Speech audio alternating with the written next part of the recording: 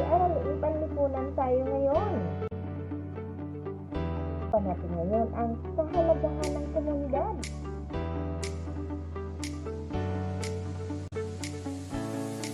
Ang aking munting komunidad. Ito ang aking munting komunidad. Dito ako naninirahan kasama ng aking pamilya. Nagtutulungan ang bawat isa at ginagampanan ang tungkulin para sa ikauunlad ng komunidad.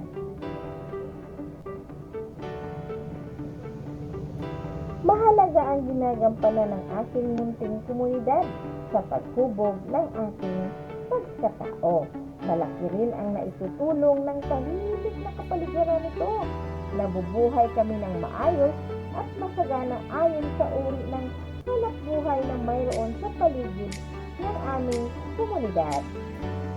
Ang aking munting komunidad.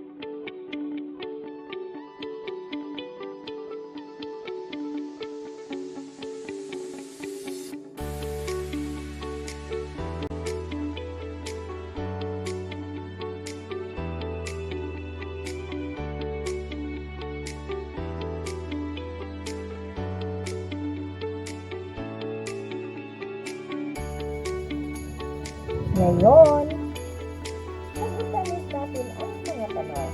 Una, ano ang katangian ng komunidad na pinapanggit sa talata?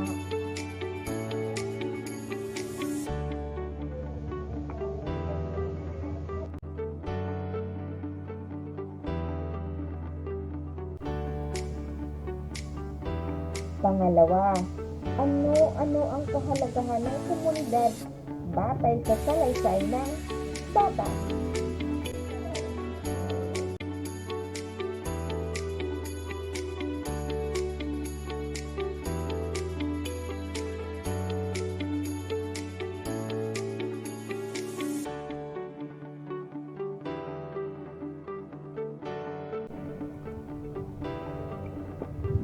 Pangatlo, ano ang maibabahagi mo sa iyong komunidad? Paano mo ito sasagawa?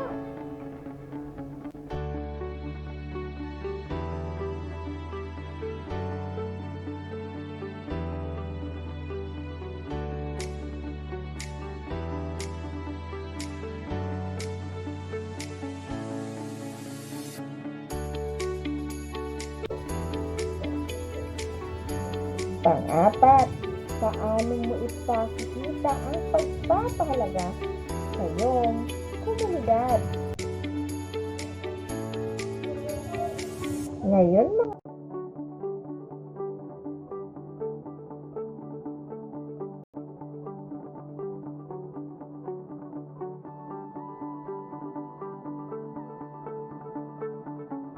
mga bata, gagawa tayo ng pangkatang gawain. Ang unang pangkat ay magbibigay ng kahalagahan ng komunidad gaya ng paaralan. Ang panuto nito ay ano ang kahalagahan ng komunidad sa pamumuhay ng tao. Sulat ito sa Traffic Organizer.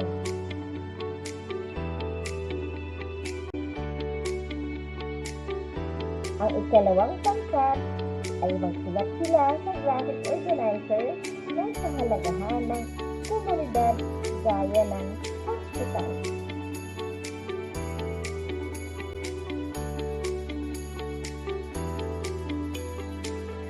Ang ikatlong pangkat ay gagawa rin ng Graphic Organizer na tungkol sa kahalagahan ng komunidad gaya ng police station.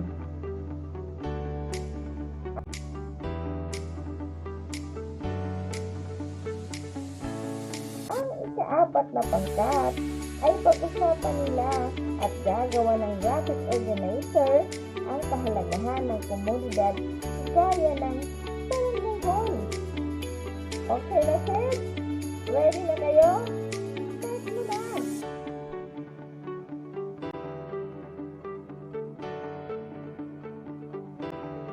Hanggang dito na lang.